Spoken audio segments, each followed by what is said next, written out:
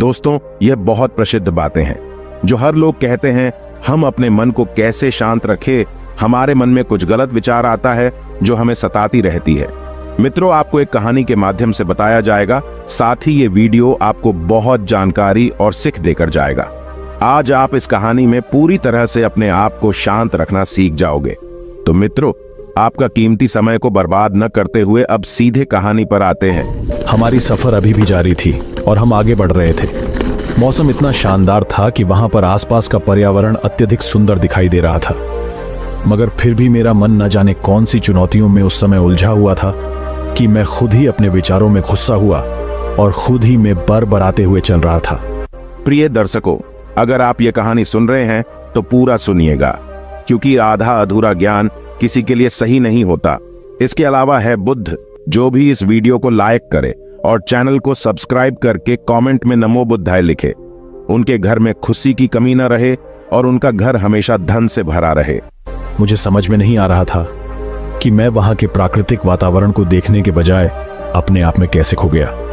मेरे चेहरे की सभी भावनाओं को मंटोशी ने देखते ही तुरंत समझ लिया और मुझसे कहने लगे, आखिर तुम इतना गुम हुए से क्यों हो कि तुम सुबह के वो खूबसूरत दृश्यों को देखकर आनंद तक नहीं ले पा रहे, जिन्हें देखने के लिए न जाने कितने लोग कितना ही पैसा खर्च करके यहां तक आते हैं और इन दृश्यों को देखते हैं। तुम यहां होने के बावजूद भी यहां नहीं हो।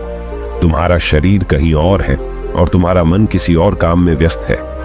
ऐसे तो तुम अपनी जिंदगी के इन अनमोल पल को यूं ही गवा दोगे। मुझे क्षमा कीजिए, मैं सिर्फ अपने कुछ कामों में उलझ गया था।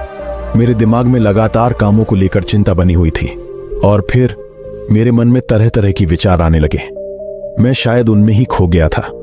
आप सही कहते हैं, मेरे सामने कितने ही सुंदर दृश्य हैं और मैंने अपनी इन विचारों में ही अपने आप को खो दिया।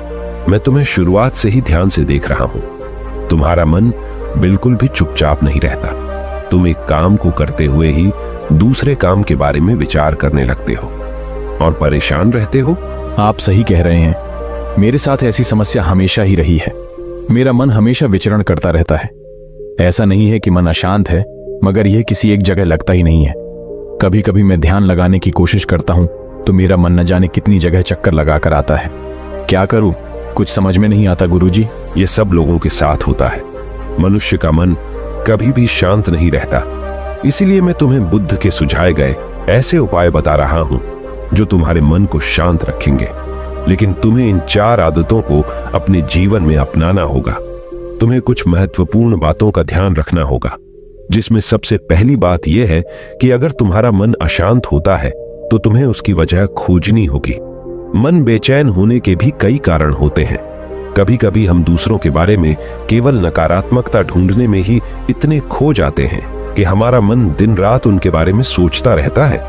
उनके भीतर कमियां खोजना हमारे लिए सबसे पहला काम बन जाता है और हम सिर्फ और सिर्फ अपनी ऊर्जा का गलत इस्तेमाल करते हुए अपने आप को ही थकाते रहते हैं। हमारा मन इसी में उलझा रहता है कि किसी ने हमें आखिर ऐसा क्यों कह दिया। आज हमें देखकर लोगों के मन में आ रहा होगा कि कहीं कोई मुझे नीचा तो नहीं दिखा रहा। अगर उसने मुझे 2 पल के लिए देखा है तो उसके मन में मेरे लिए क्या विचार आ रहे होंगे। इस प्रकार की भावनाओं को मन से हटाना महत्वपूर्ण है और सकारात्मकता की दिशा में आगे बढ़ना होगा, क्योंकि ऐसे खराब सोच हमारे मन को बांध लेते हैं और हमारा मन कहीं भी नहीं लग पाता है। इसके अलावा तुम्हें एक बात का और ध्यान देना होगा कि लोग क्या कहेंगे, इसके बारे में विचार करना बंद करना होगा।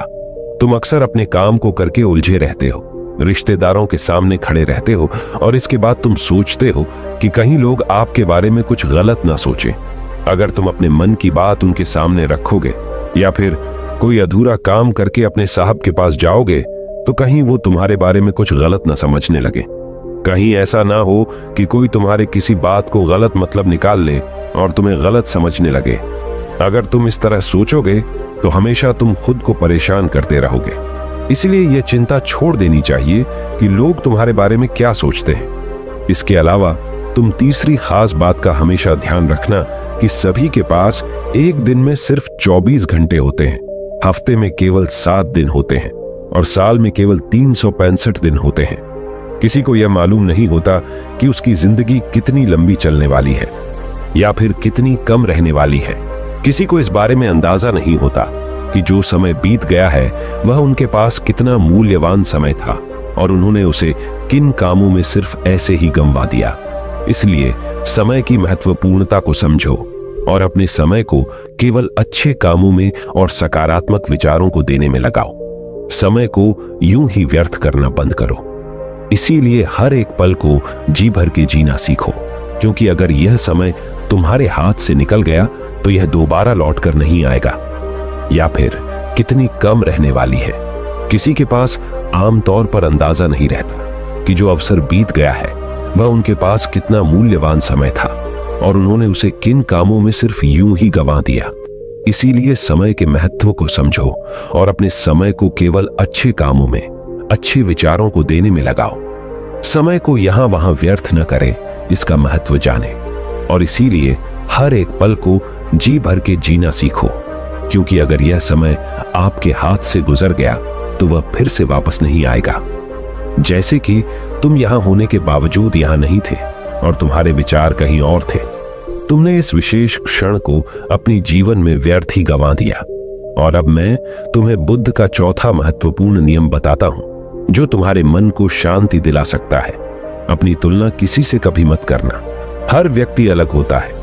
जब अपने ही हाथ की 5 उंगलियां अलग अलग होती हैं और विभिन्न तरह से काम करती हैं, जब अपने ही शरीर की दोनों आंखें भी एक दूसरे के साथ मेल नहीं खाती, तो फिर तुम कैसे अपनी तुलना किसी और से करने लग जाते हो। यह एक बड़ी वजह है कि जब तुम अपने आप को दूसरों से अलग दिखाने की कोशिश करते हो, अपने आप को नीचा दिखाने लगते हो और फिर तुम्हारा मन तुलना करता है, तो यह कठिनाइयां पैदा कर सकता है।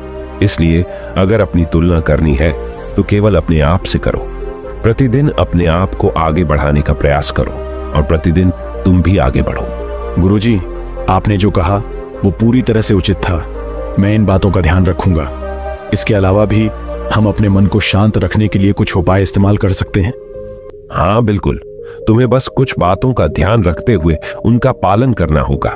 जैसे कि अपने विचारों से दूर ना भागो, चाहे वो अच्छे हों या बुरे, क्योंकि सभी के मन में विचार आते हैं। अपने मन को स्थिर रखने का अर्थ यह नहीं है कि हमें इनसे बचना है या विचार कभी मन में आ ही नहीं सकते, किंतु मन को शांत करने का अर्थ है कि हम अपने मन के विचारों से परेशान ना हो और इसे एक मानसिक विकास समझकर इस पर ज्यादा ध्यान ना दें। अगर आप अपने दिमाग से उन्हें हटाने का प्रयास करेंगे तो आपको कभी भी उन्हें पूरी तरह से नहीं हटा पाएंगे, बल्कि ऐसे ही आपको और परेशान करेंगे। इसके अलावा नियमित व्यायाम करने का प्रयास करें। यदि आपके मानसिक स्थिति में विचार थमने का नाम नहीं ले रहे हैं, तो यह मतलब हो सकता है कि आप शारीरिक रूप से भी तनाव में हैं। जब आपका दिमाग तनावग्रस्त होता है तो आपका शरीर भी तनाव में होता है। इस परिस्थिति में अपने शारीरिक और मानसिक तनाव को मुक्त करने का सबसे अच्छा तरीका व्यायाम करना है। आप व्यायाम करने के लिए चाहें तो योगा भी कर सकते हैं या आप अपने मन पसंदीदा कोई खेल भी खेल सकते हैं जो आपके मन को शांति और सुखमय बना सकते हैं। इससे आपका मन स्थिर रहेगा और उसके साथ ही आप अपने आप को व्यस्त रख सकते हैं। वह बात तो सुने होंगे, खाली दिमाग शैतान का घर होता है, और ये बात पूरी तरह से सच है। आपने खुद भी यह भावना किया होगा कि जब आपके पास कोई काम नहीं होता तो मन में उल्टे सीधे विचार आने लगते हैं जो आपको परेशान कर सकते हैं। इसलिए खुद के लिए एक स्थिर दिनचर्या बनाएं और उसे नियमित रूप से प्रतिदिन पालन करें। साथ ही अपने मन के विचारों को लिखने का अभ्यास शुरू करें। मन के विचारों को शब्दों में व्यक्त करने से आप उन्हें समझने में मदद कर सकते हैं। लिखने से विचारों को एक दिशा मिलती है और इससे आप हल्का भी महसूस कर सकते हैं। मन को शांति देने के लिए यह काम कर सकते हैं। यह आपके विचारों को संरेखित करने में भी मदद कर सकता है। इसलिए आज से ही एक दैनिक डायरी बना लें और उसमें अपने मन में जो कुछ भी आए उस विचारों को लिखते जाएं। इसके अलावा शांति वाले वातावरण में बैठकर गहरी सांस लेकर ध्यान करने का प्रयास करें। ऐसे ही अपनी हर सांस पर आंखें बंद करके ध्यान केंद्रित करने की प्रयास करें। यह एक सरल प्रक्रिया है, लेकिन ध्यान लगाने से सही परिणाम सिर्फ एक ही बार में नहीं मिलेंगे। इसलिए कृपया पहले ही प्रयास करके सफलता हासिल होगी। यह विचार छोड़ दीजिए।